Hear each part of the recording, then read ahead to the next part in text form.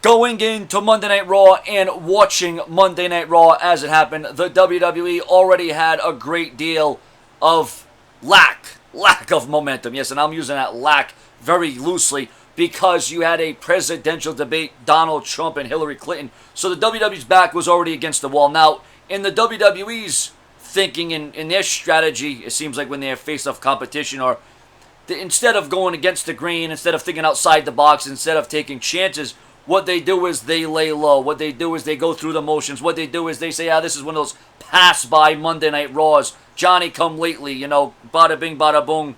Realest guys in the rooms, how you doing? Well, Raw probably isn't going to end up doing pretty good tonight because they're going to get blown out of the water. If Monday Night Raw is able to sustain 1 million views tonight and they don't dip below 1 million views at one point during the 3-hour episode of Raw, I will be very amazed. I will be very shocked.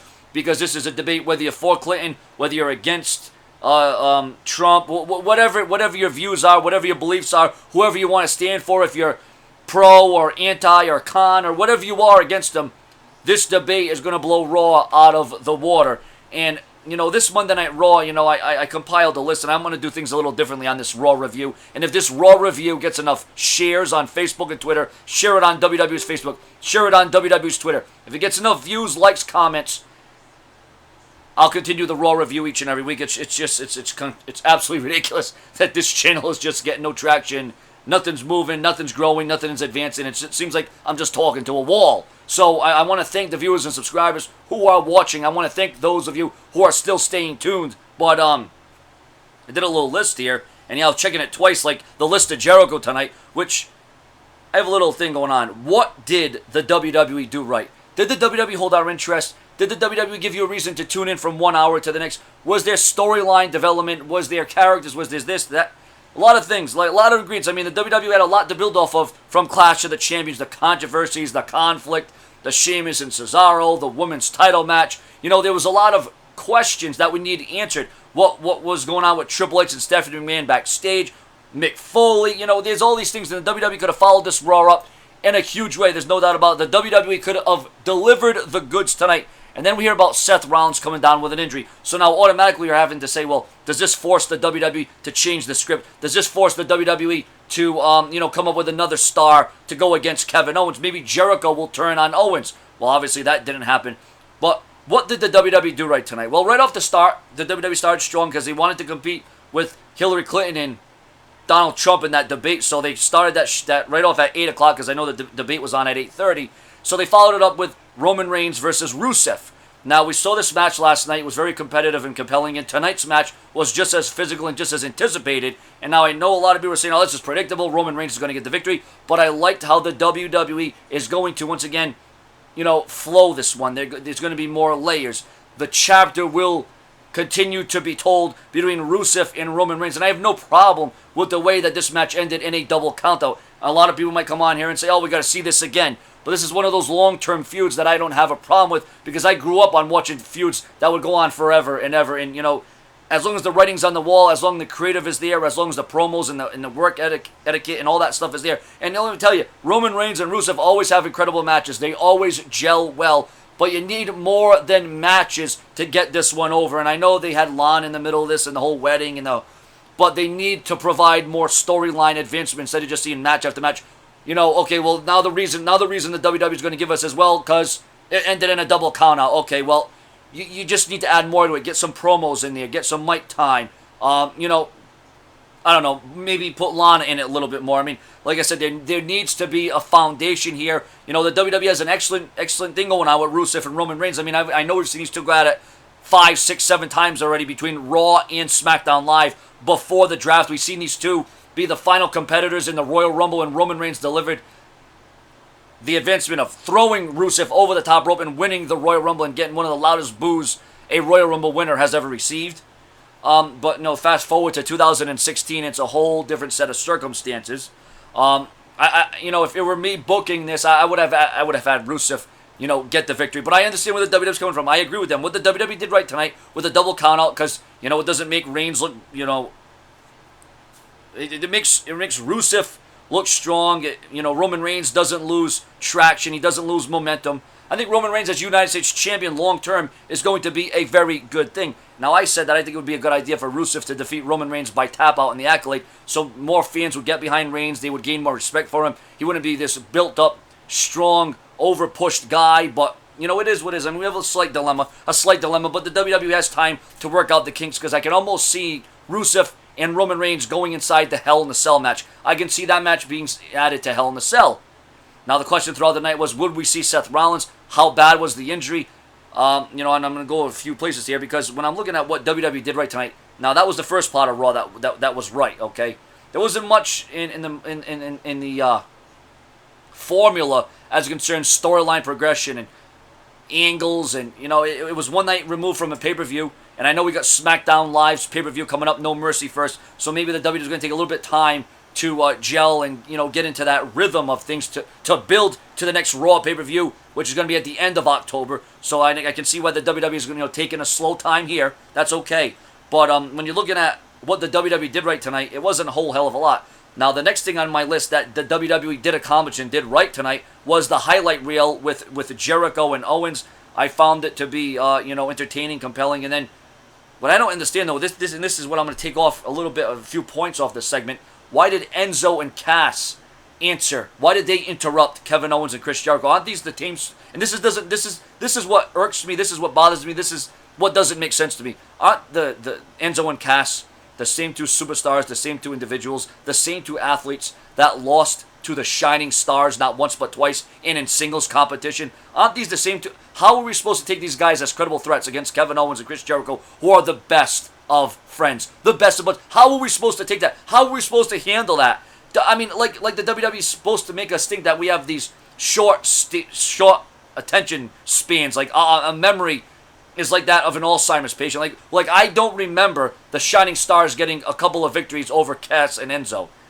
And, like, I don't remember that Cass lost a huge match for the Universal title several weeks back either. All these things, you know, the WWE has to learn, and they have to strategize, and they have to rethink of what they're doing and what they did the week previous and the week before that. You see, there needs to be constant, you know, consistency. Like, I am consistent. I am prolific. I am dedicated. I say it in every video because I believe that. I see in that. And if this video gets enough likes, views, comments, and shared enough on Facebook and Twitter, I will continue these long Raw reviews that probably will end up being more compelling than Raw itself. But the highlight reel was good. But once Enzo and Cass came out for that tag team match, I'm not saying the tag team match was bad. I'm not saying I didn't want to see these two teams go at it. But, and then the questionable antics of the night, Cesaro and Sheamus are going to be a tag team after all they went through, after how hellacious it was, after all the backlash, and Mick Foley telling us to kiss his arse if we weren't satisfied with the finish. And the WWE now are going to pair up Cesaro and Sheamus. Now listen, they could be a brutal, physical, hardcore team. I mean, they could light up, the tag team division could be legit once again. But I don't agree with the tactic here. I mean, we want WWE to be unpredictable, but I don't think that this was the kind of unpredictable we were looking for. Once again, when it comes to depth, when it comes to getting over, when it comes to keeping you intrigued from 1 hour to the next, I don't think the WWE, and I was just watching, and listen, I was going flipping back, I'll admit, I was flipping back and forth between the presidential debate, which I thought was highly entertaining, more entertaining than what we got on Raw tonight. And I don't like to say this, I don't like to admit this. I've been a fan since I've been about 3-4 years old. I've been watching back in the day when I used to watch on the TV, you know, the big Zenith TV with the big back end to it. WWF Superstars, you had Livewire, you know, Saturday and Sunday morning. You know, you look at that, you look at what the Attitude Era was, you look at what the Ruthless Aggression Era represented, and you look at all the stars and all the championships and all the antics and all the storylines and all the scenarios, and Raw it's not hitting on all cylinders. There used to be a time when Raw hit on all cylinders, and tonight it was not hitting on all cylinders. Yeah, we saw the woman get mixed up, we saw a jobber go against Bayley. I can't even remember her name, that's how unforgettable that match was, and then, you know, there was just a lot of things that were filler on this Raw. And once again, Raw, their emphasis, their thought, their mind process is, well, we're going up against a presidential debate. We stand no shot. We stand no chance. Now, if the WWE would have been this low-keyed during the Monday Night Wars, and they just let WCW run over them each week, and they didn't think outside the box, and they didn't transgress, and they didn't take chances, and they didn't, you know, adapt, boy, WWE we wouldn't be watching Raw right now if the WWE didn't think outside the box. We would be watching WCW Monday Night Nitro right now. That is what we would be watching at this point in time. So already, I could have shut this Raw off in the first hour, and then I could have turned it on in the last hour and said, well, the only reasons to watch this Raw was the first match with Roman Reigns and Rusev and a U.S. title rematch, and then the New Day. Here it is. And this is what I'm leaving for last, because this is what really, really peed me off. This is what really made me mad. The WWE had an incredible opportunity. They had the chance of changes to right the wrong from last night. The New Day does not deserve the tag team titles. The New Day does not... They shouldn't even be anywhere near the tag team titles this long. I understand they want them to go on this illustrious run. They want to make history. They want to embark on a journey. This and that, yada, yada, yada. Gallows and Anderson, if they were to leave WWE tomorrow, I wouldn't blame them. But where else are they going to go? What else are they going to do? I mean, the WWE is where it's at. And last night, they lost. Tonight, they lost again. And I liked how the WWE kind of trolled us. They made it look like they were going to win. They were dominating. They were castrated. They did all these great things, and it was amazing. It looked like last night that Gallows and Anderson were primed and ready for a win. They looked good. They lost. Tonight, Kofi Kingston's a bloody mess. Kofi Kingston was bleeding like a pig. It looked like they were going to capitalize. It looked like they were going to neutralize. It looked like we were going to have new tag team champions. And we should have. We should have had new tag team champions tonight. What's the next questionable thing the WWE does? They still have the New Day retain the titles. The New Day are still the tag team champions. Are you kidding me right now? This is absolutely outrageous. This does not make sense. Out of all the things that happened on Raw tonight, this may be the biggest problem I have with the New Day. The New Day don't need the titles to get over. The New Day don't need those titles to make them look good. They already are over. They are already entertaining, engaging. Their mic work, their promos, their editing, everything. Who would benefit the most? Who should have got the win? Well, I don't know. Let's have the New Day win again, and that'll accomplish a whole hell of a lot. With all these tag teams, you got Cesaro and Sheamus now, who we would have to assume Cesaro and Sheamus are going to win the tag team titles down the line. And that's fine, that's cool, and that's great.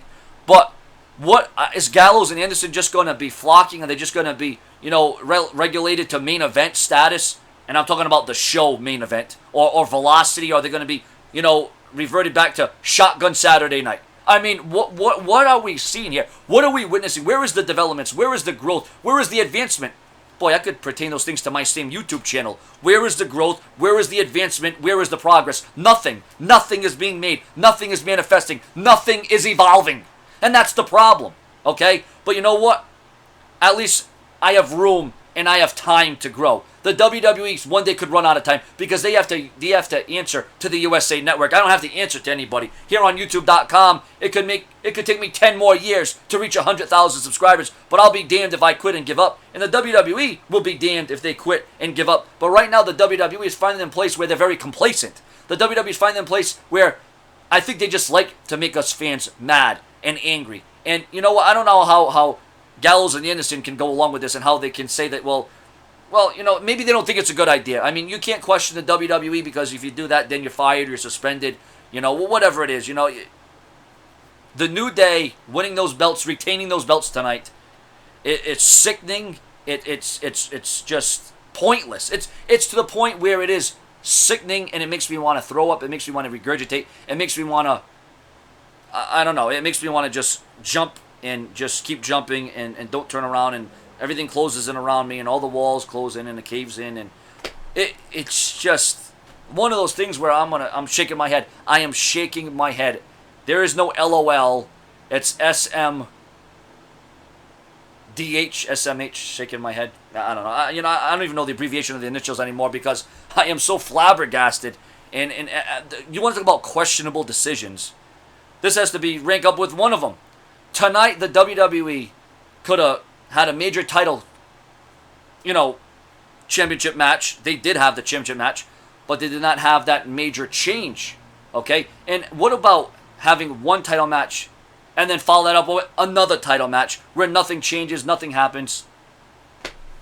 And then the main event of Raw, Enzo and Cass versus Chris Jericho and Kevin Owens. Once again, I don't really have nothing against the match. It just doesn't make sense to me because if Enzo and Cass can't beat the Shining Stars, And what would make even less sense to me as I'm watching this match live here, and I just had to get this review up because I want to let my viewers and subscribers know that I want to get this up, and I want you to share this video on Facebook and Twitter. Share it on WWE's Twitter. Share it on WWE's Facebook. You know, spread it like wildfire. If it weren't for Jericho and Owens, if it weren't for Roman Reigns and Rusev, this Monday Night Raw would have been a dud. I mean, this Monday Night Raw would have been a complete utter failure, and I'm not blaming it on the wrestlers. I'm not blaming it on the athletes. It's just the WWE feels like, oh, if we're against a presidential debate, or if we're against Monday Night Football, and this is going to be the historically lowest Monday Night Raw rating of all time, I can't believe that they would be okay with that. That would be cool. And then Seth Rollins tried to interfere. Now Seth Rollins has some sort of rib injury. Rumors that he was having trouble breathing backstage. He had an X-ray done. Seth Rollins tried to come out during the highlight reel, and a bunch of security guards said, no, you can't come down, you can't do this. This is against the rules and regulations. Maybe another thing that I could say that WWE did right tonight was the interaction between Mick Foley and Stephanie McMahon backstage. It got very heated, it got very real. But when Mick Foley, and I don't know if this was a troll account or whatever. I was going through Facebook real quick during Raw, and when Cesaro and Sheamus were paired together as a tag team, it may have not been, or it may have been, Daniel Bryan's Twitter that said, when does your Raw contract come up? Because I would like Cesaro to come to SmackDown. Now, I think Cesaro would benefit a hell of a lot more going to SmackDown than staying on Raw, because Sheamus and Cesaro, I mean, they're trying to make it like the Rock and Sock connection. I mean, is this 1998 all over again? Are you trying to pair up Shawn Michaels and Stone Cold again? Are you trying to pair up The Rock and Mick Foley? Which, I mean, they were very successful. They were the tag team champions. They got the job done. They were able to click. They were very over. But like I said, you got Cesaro and Sheamus, who fresh off 7 matches. Now, when Mick Foley and The Rock went against each other, you know, it wasn't 7 matches collectively in a row. Yeah, they had a lot of matches, don't get me wrong. But they went fresh off 7 matches and then put in a tag team. It just doesn't make sense logical-wise. And then Austin and Michaels were a tag team. They were the tag team champions. They didn't have 7 matches, but they were a tag team. Dude Love and Stone Cold were a tag team. They didn't have 7 matches, though, and then, oh, you had 7 matches to see who the better man was, to see who was more dominant. Oh, well, you guys are both dominant, so we'll just throw you into a tag team. Whoever thought about that one, I mean, boy, that took a long time to come up with that, by the way. Let's just pair these 2 guys up who have been beating the holy hell out of each other for damn near 7 weeks, 7 matches, whatever it is, right? And let's pair them up. That makes a lot of sense. I mean, it seems like it's kind of entertaining, I guess. I mean, we gotta see how it manifests. We gotta see how that evolves. Maybe that's another story to look forward to. But I question the logic of it. But once again, it's a little too soon to criticize and jeopardize. You just want to see what's going on there. I just thought Cesaro would be a better fit into the Universal title picture. And I thought what Mick Foley was going to do was say, okay, Seth Rollins is injured, Seth Rollins is out, we'll have Sheamus and Cesaro battle Kevin Owens for the Universal title. That would have been the sequence. That is what I would have probably done. It would have made more sense than just pairing up Sheamus and Cesaro, but that made just about as much sense as the New Day retaining the tag team titles tonight. That's about as much sense as that made. But once again, that's just my perspective, and that's just my view on things. As I'm sitting back and I'm watching a tag team match with Jericho and Owens versus Enzo and Cass. And right now, Enzo is lighting up the scene. Enzo is going postal, and he just hit a big boot to Chris Jericho. Now, you would have to assume that even though Rollins was not able to come down to the ring earlier because of security and Mick Foley and officials, okay, he didn't want to, risk his career. You would have to assume that Seth Rollins is going to make his presence known and going to interfere in this match. So we're just going to sit back, just hold on. Give the gift of show and view end, the gift of Jericho, drink it in.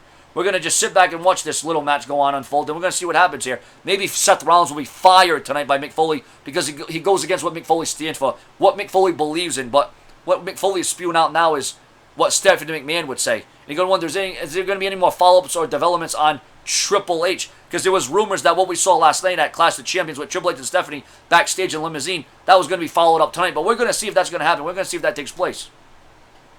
Let's listen in here. It looks like Enzo and Cass are about to win this tag team match, which is ridiculous. It doesn't make sense if they win this contest. If they can't beat the Shining Stars, they shouldn't even be in the same ring with Jericho and Owens. And I'm not a hater of Enzo and Cass. I'm not this, guy that just wants to be this vigilante. I'm just trying to give you what I know and see what I see. Oh, wow, and that was a huge maneuver right there. Cass and Jericho over the top rope, and Enzo with a huge DDT. Now, if Enzo defeats the Universal Champion, does this mean Enzo will be the new #1 contender? I mean, What is the fate of the Universal title? Who is going to step up? Who is going to advance, so to speak? Like I said, viewers and subscribers, I'm just going to sit back a little back here and see what's going to happen. I mean, oh, what a clothesline. He just took Enzo's head off. Kevin Owens almost destroyed and decapitated Enzo on that one. And Cass outside the ring with Jericho. And here comes a big power bomb. Oh, what a power bomb by Kevin Owens. The Universal Champion just drilled Enzo almost through the mat. And at least they lost the match. At least they lost, okay? I wasn't agreeing with the match, and I was even more against them winning the match. But at least they lost the match. That's good. So Kevin Owens gets the victory.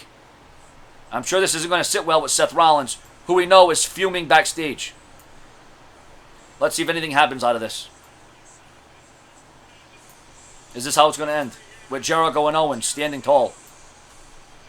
I mean, you want to talk about cliffhangers. I don't know about a cliffhanger. I don't know if this is going to force us or make us want to watch the next Monday Night Raw with Owens standing tall, and that's wow, they really didn't. They ended it like that with Owens and Jericho getting the victory. Wow.